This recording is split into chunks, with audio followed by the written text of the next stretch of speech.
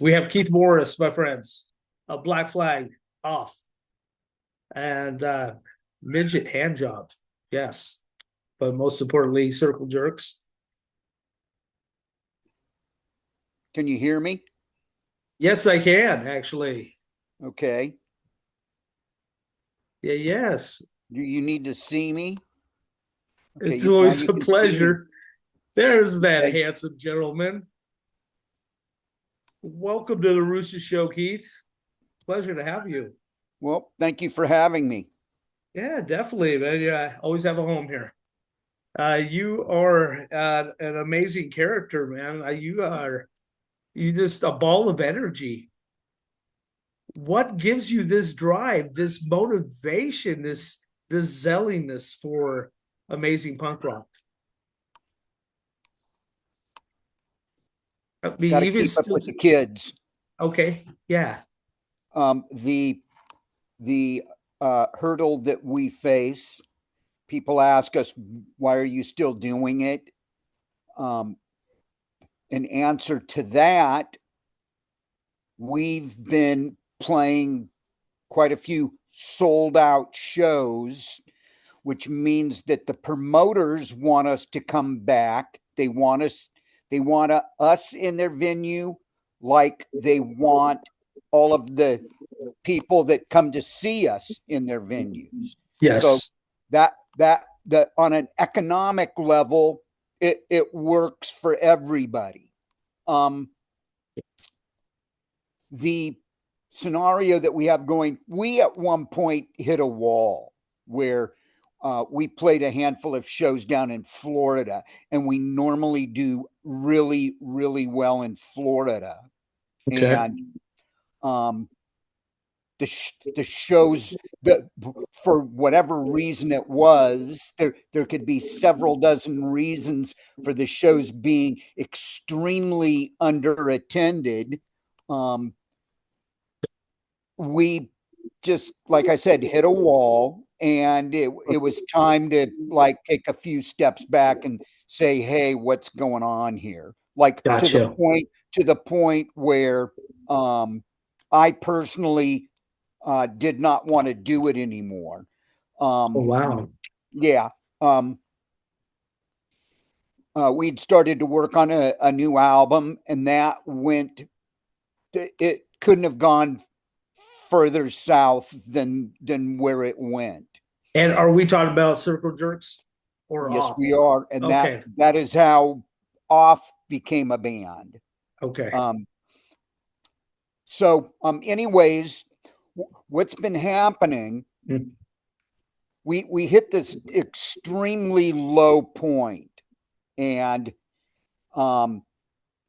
started to come back from it, and then hit another extremely low point, even lower than the point we had hit before. And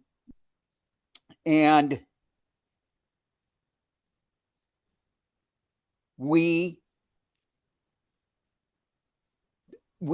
got some offers to play some shows.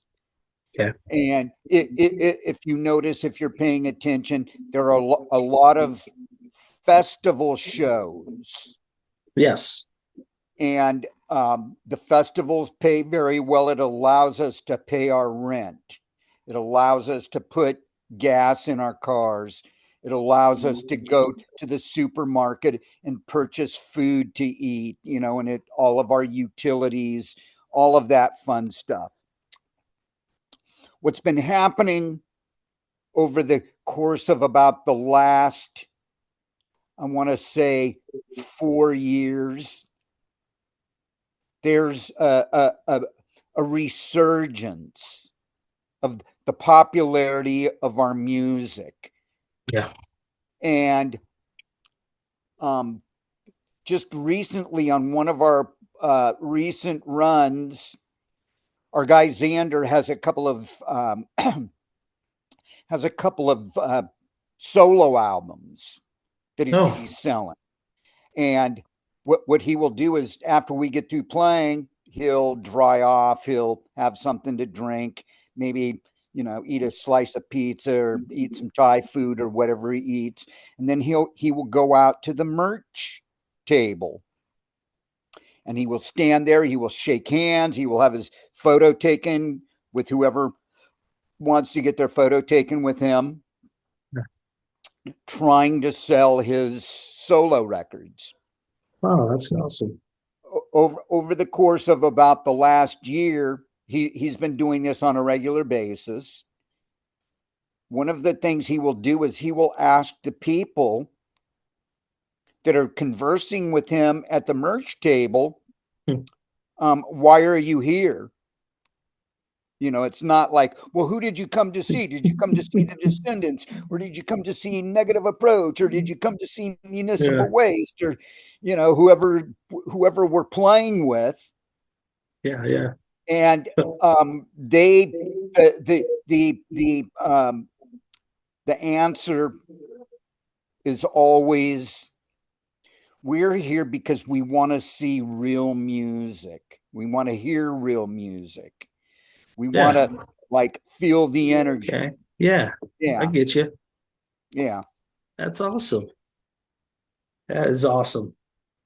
So, man, okay, I was listening to. I thought, I'm going to try to get to know him, and I looked up a couple of old interviews, but then I stopped because you know what? I wanted to talk to you one on one and have a fresh approach on how I come about you and how I mean, you are, yes, an icon. Yes, you are the lead singer of one of my favorite albums in the world, Nervous Breakdown. And I just, and yes, that I appreciate that album I still listen to on a regular basis today. It's part of my religion. So, what I want to say is, do you have any regrets about leaving Black Flag? I, when I left, was not having any fun. When you're in a band and you're out playing and you're not making any money, you're doing it for the love of the music. Okay, Yes, I hate bringing up money, but it's just, that's one of the sad facts of the world we live in. You don't, yes, especially I California. It's ooh, when the ladies downstairs knock on my door and want to know where the rent is, I got to pay them the rent. yeah, What happened with Black Flag was we um, had a work schedule. And what I mean by a work schedule is our rehearsal schedule was every night for a minimum 3 to 5 hours. That gets kind of tired after a while if yeah. you're not playing a lot of shows. That'd be frustrating. Yeah, definitely. Yeah. Because you And do have a life, you're only human. You have life. this is true. You You might know, want to go to Chicken Tuesday, instead. um, I, I would, I was more interested in going out and seeing some of the new bands that were playing There around you town. go. Yeah. Or I had become fans of bands like Fear and X and the Alley Cats and the Bags and the Eyes and the Weirdos and the Yeah. Dills and the Screamers. Still You know, am. yeah, and it would be great to not rehearse as much as we were rehearsing. Yeah. Maybe 3 times a week. I could see that. That being is you guys did have something unique uniqueness by your sound that was just it just needed to be done. And you guys, you nailed it with Nervous Breakdown. It that whole album was just. I mean, I sing it by heart all the time. I love it, even if it's not on. I still sing it. Anyways, I've been at least singing for the past week a lot. But Okay. anyway, so I Well, just what wanted to what say that. happened? What happened was, um, we would get in a lot of arguments, and the arguments were, um, I was the subject of the arguments, most of the arguments, and um, I grew tired of losing every argument. Hmm, I get I you. wasn't having fun. Everybody was pointing fingers at me. Well, they also said something like you felt like you didn't bring something to the table all the time, so to say. That others were providing more for the project than you felt like you were providing, is what you said in one interview. Um, well, that, and like I said, couple that with losing all the arguments Yes. and the rehearsal schedule. It started to wear on me. Plus, at the time, I was a heavy alcoholic and I was a cocaine addict, which did not help. No, that doesn't help. It does not help. Um, So go I ahead. I quit before I was going to get fired. Greg Ginn wanted to fire me, but didn't have the balls to tell me. He didn't have the balls to tell the co-founder of the band Yeah. that you're no longer welcome in the band. Damn. I It, noticed so that so go I got go ahead. out. I got out. Um, like I said, before I was going to get fired, because he was going Yes. to try to figure out a way to kick me out of the band, Yeah. and I regretted it about, I want to say, um, hell, like It's 2 years later. Was it 2, maybe 3 years later, when Henry was in the band? When I first saw them with Henry, I was just floored. I was like, "You idiot! How did you? Why did you quit this band?" Um, ah, I've had some regrets, but for the most part, I things. I'm having a great time, yeah. and that's the way that it is. Don't you have a side little thing called Flag where you do Black Flag tracks? Well, it's all of the guys with Greg Ginn. Yeah. All of the guys that played in the band, Okay. Okay. all of the Yes. guys in Flag are ex members of Black Flag. Got it. And when we play, we have a great time. When we play, everybody loves us. I will not get involved in the back and forth between who's better, Greg Ginn's Black Flag or Well, Flag. It's just because we I already can't know. be involved in that. It's just we're going to get up there and we're going to do what we do. I mean, both sides actually bring something to the table. You know what I mean? They both sides do something different, but you actually created that sound, where you said you were dancing on the tables, search and destroy, and screaming it and then falling on your face several times, in the process. And then they're like, you're gonna be our lead singer. I mean, you did create something. Good for you for that. I'm actually really proud of you. I got a question about a couple projects real quick. One of them, it's called Bug Lamp. What was Bug Lamp? Bug Lamp. Um, there was a point in time when the Circle Jerks didn't really exist as a band because our guitar player was had become a full-time member of Bad Religion. Yes, yes, he And has. then we had all of these scheduling problems because our drummer was a tax preparer. So he has Oh, tax season that lasts 4 months, 5 months out of the year. damn. Um, then whenever you're playing with good musicians or great musicians, they're all always playing in other bands. So um, I took it upon myself to form another band, create another band with some friends, Okay. and um, like I had just said, when you're playing with really happening musicians, like your drummer normally plays in a minimum 2 or 3 bands.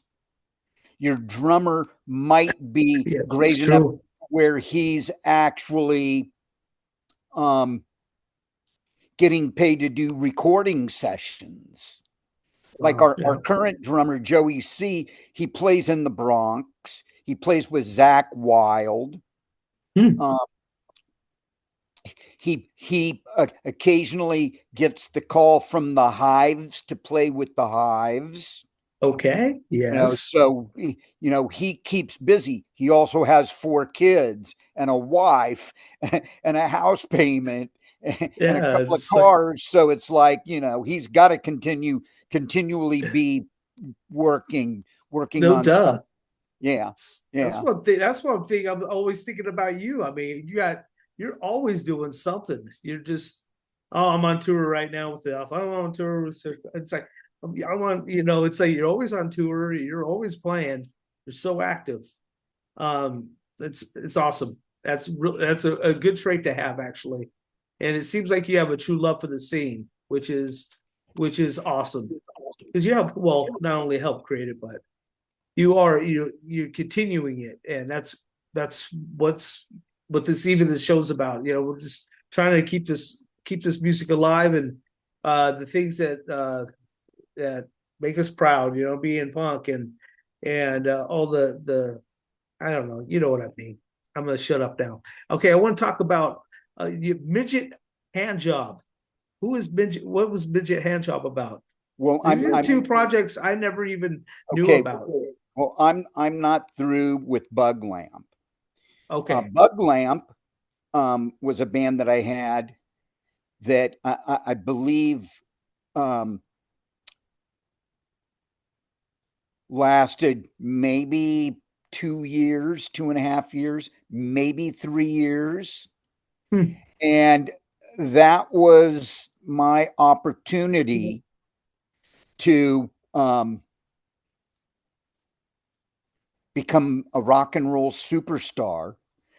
I had several companies, several major labels. At this time, when you signed a record deal with any of these labels, you were signing for a minimum 3 to 5 albums, No. and they Wow. they they they were going to give you a ton of money to make the records. We're talking like 200, 250, $300,000 to make a record. And you get your advance, you get your songwriting advance. They make videos where they spend 75,000, 100,000, 150, $200,000 on these videos. That Damn. because you're on MTV, Yes. you're part of all of that rigmarole, and I actually had the opportunity to sit down with. Oh, that's a pretty little kitty. Um, had the opportunity to sit with the president of Warner Brothers Records, which is one of the biggest record labels in the world. That never It's happened. Oh, because I was not my my integrity and my ego um, didn't need to be blown up. And when I say blown up, I didn't need any air pumped into my head. I never sat down with them, which, that could be one of my regrets, but maybe, there's a certain flow to things. And it that was just what it was. It was a really, really good band. We could have made probably 2 or 3 really happening records, but it didn't happen. I was spending too much time replacing members of the band, or band members were quitting because they had other projects going on that were more important. And I kept gotcha. telling them, look, at a certain point, I'm going to map out a scenario. I'm going to create a scenario where your rent's going to get paid, your food's going to get bought for you, all of your vehicles. You're going to have new tires on whatever you're driving, and if you Yeah, ever have any financial problems, there'll be a bank. gotcha. Like, um, just keep everybody Hmm. into the situation. Keep Yeah, them happy to be in the situation, and yeah, not be like the first drummer we had in the band. He played in like 6 different bands, and I loved all of the bands that he played in, but um, this would have been the one where he would have made real money. So, anyways, it got to the point where I was tired of dealing with 5 other schedules because everybody was busy with all the other things they were doing. yeah. That And could wear so on you. it just fizzled. Yeah. Now, Midget Handjob, Hmm. um, Thank you for we sharing. we could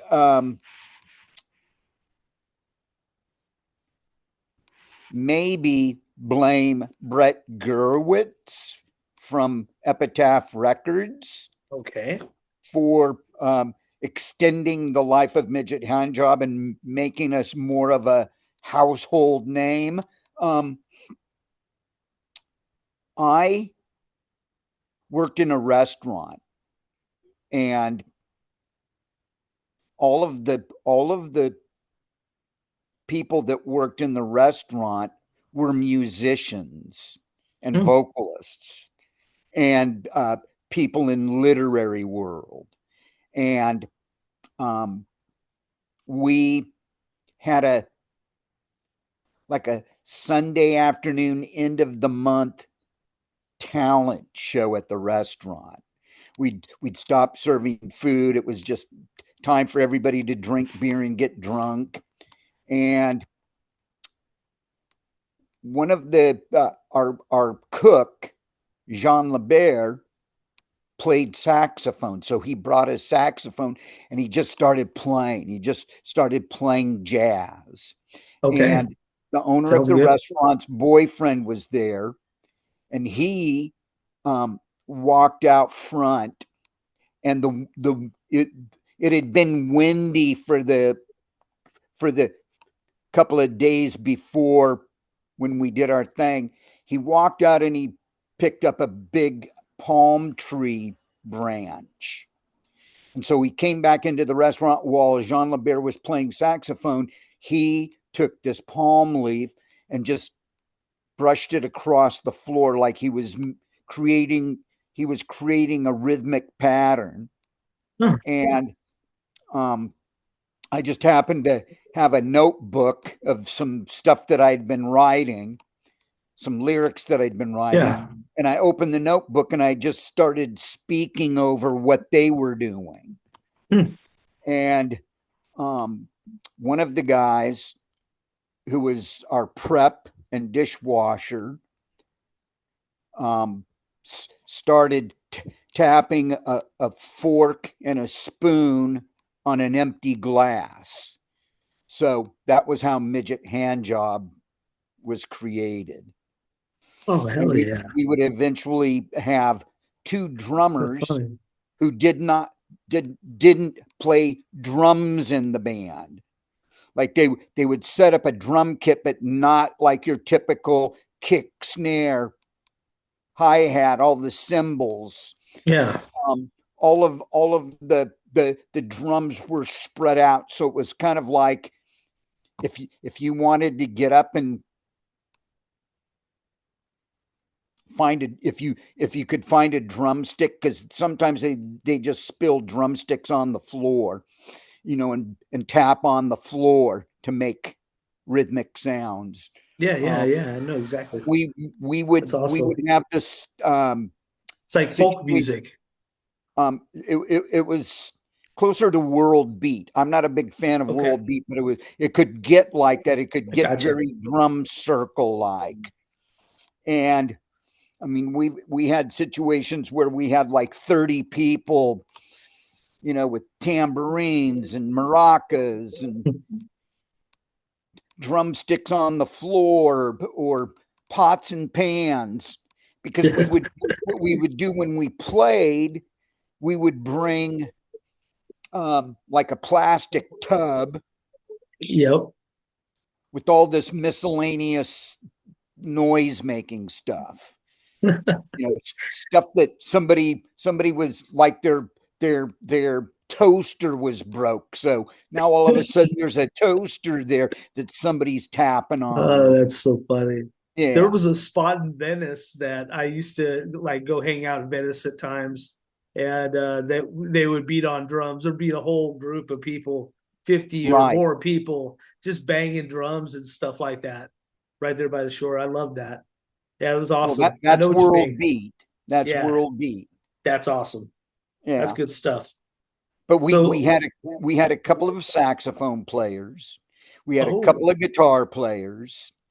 Um, we had I used to bring my guitar. Yeah, we played a show where we opened for John Frusciante at the Roxy, Hmm. and um, we had a guy who was we had Joseph Hammer, who was all he would do is tape loops, Hmm. and that Interesting. was that was my favorite thing out of all of it. We Yeah. also, at that particular show, we had Petra Hayden, who was one of the Hayden triplets. She was playing violin. And when we got through um, playing, I went up to her and asked, "So, what were you playing while we were doing our pieces?" Yeah. We didn't call them songs, we called them pieces. Pieces. Okay. She said, "I was playing Brahms." Wrongs. She was playing classical music over what we were doing. Oh, that's Yeah, awesome. yeah, That's cool. yeah. That sounds fun. Okay, tell me, when you heard that Chuck Berry told you about, being one of the best rock bands he's ever heard, how did that change your music after you heard that? Did it make you a little more like nervous how to what to write about, or did it give you more confidence? How did that make you feel after you heard what he said? Okay, well, the way that happened was we were playing a show. We were on the Oddities, Abnormalities, and Curiosities tour, Okay. which was for us pretty disastrous because the record label was not doing what they were supposed to be doing. What had happened was our record came out and it was doing okay. It was doing what they expected it to do. And then they put out the John Bon Jovi album. And the first week that the John Bon Jovi album was out, it only sold 2 million copies. Only 2 million copies. That's all. the president of the label freaked out. He said we were supposed to sell at least twice that many units, records, cassette tapes, Yeah. compact discs, whatever they were selling. And so he told the people at the company, everybody's going to drop what they're doing. Everybody's going to stop working on what they're working on. And we're all going to focus on the John Bon Jovi album. So what that meant for us was we were pulling into a major city, and our new music was not in the record stores. Gotcha. We would pull into a venue, and there were no posters. The record label had Oh, printed posters but didn't send them out to all of the people they were supposed to send them out to. oh, So, wow. we were bummed about that. Anyways, we get to St. Louis on this tour, Yes.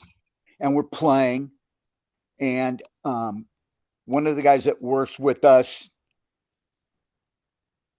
noticed a guy standing at the front of the stage wearing his little skipper hat, the white and black skipper hat that he Yeah, wore, yeah.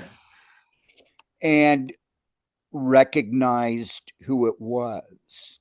And the guy, this would be Chuck Berry, standing at the very front of the stage at a punk rock concert where all of the kids are slamming and flying through the air and Who would you think? swinging from the light Yeah. fixtures. He's standing there and he's waving at our guy who, when we take a break between songs, runs to the front of the stage, and he lifts him up onto the stage. Hmm. And he Chuck Berry's standing there, and our guy has told us that's Chuck Berry. He wants to play a song with you guys. Wow. Now, Ooh. when somebody of that stature asks Yeah. to play with you, you go with it. Yeah, We yeah. didn't know what he was going to play, but Greg said, just follow along. You'll know the song when he sings the chorus. And as it turns out, we ended up playing Roll Over Beethoven with Chuck Ah, Berry in front of all of these punk rock kids. And they all freaked out. They all wigged out because they knew who he was, because they all lived in St. Louis and some of the suburbs. that's awesome. And so afterwards, as we're packed up and loading our gear into the trailer, the owner of the club pulls me into the office and he says, "Sit down. I got something that I got to tell you." So I'm sitting there. I love the club. It's called Mississippi Nights. It's on the Mississippi River in St. Louis. That'd be Anyways, I'm beautiful. sitting with the owner of the club, and he said, Chuck Berry, as he was leaving, asked me to tell you guys that you're one of the greatest rock bands that he's ever seen. When it comes to compliments, the people that love the Circle Jerks, ranging from Elton John to Randy Newman to the brothers from the Black Crowes to Bill Ward, who's the drummer in Black Sabbath. Yeah, yeah. Chuck That's Berry. some good stuff. Chuck Berry stands on top of all of their heads. It He squishes them stands on. like bugs. He's standing on their hands as they're pushing him up in the air. Hell yeah. That's awesome. It, That it would didn't. be It, it amazing. it it didn't. It didn't change our approach to music. It That's didn't good. change our mentality towards music. It didn't change us all it did was it made us feel really, really great at that time because the band was getting ready to break up. I think we play after Okay. that show. I think we played 3 other shows, and then the tour was over. Hmm. One of the guys quit because the record label just wasn't doing the work that they were supposed to be doing. Gotcha. What's one of the biggest lessons you've learned so far since you started being a lead singer to now? What's one of the biggest lessons you learned? I don't learn lessons. No, I learn lessons the hard way. Uh, Yeah, the School of hard painful way. knocks. School of hard knocks. Um, just to just to just to do it. Don't overthink it. Gotcha. Just fucking do it. Do it because you love it. Do it because you want to do it. And fuck what everybody else thinks. Everybody's a critic. It's like you go on the internet, you go on Facebook, everybody's got an opinion. Good for you. I'm happy for you. Keep it to But your fucking self. It's like, don't worry, you can talk like that here. Yeah. at times it just gets to be too Uh, much. it is too much. Everybody, I mean, gosh, man, we are what we are. For you. I'm going to do is I'm just going to thank you for your time. Thank you for allowing me the opportunity to talk to you. And what I will do is I will leave everybody with I hope that you're well. I hope everybody's healthy. I hope everybody's doing good. And we have something coming up here really soon that's extremely important. And our world situation, our politics, we're at a point in our history like what's going on in the Middle East should not be going on in the Middle East, and we should not be funding it and pouring money into that whole scenario. Gotcha. There's a lot of ugly things happening in the world, Pretty sad. and what we need to do is we just need to be good people, and we need to think from our hearts instead of our heads, and try not to create more problems. Who needs problems? Don't. Also, anybody that's listening that that's in a band or thinking about starting a band or playing music, go for it. Do it. Put your heart into it. Hmm. Don't do it thinking that there's going to be some kind of big payoff, some kind of reward, or you're going to be given the map that directs you to the X marks the spot with the buried treasure. Just go for it. Thank you. I appreciate you. Keith Morris, here on the Roosta Show, Thank you. my friends. Thank you. Bless you. Be well. You too. Be well. You Cheers. too. Cheers, my friends.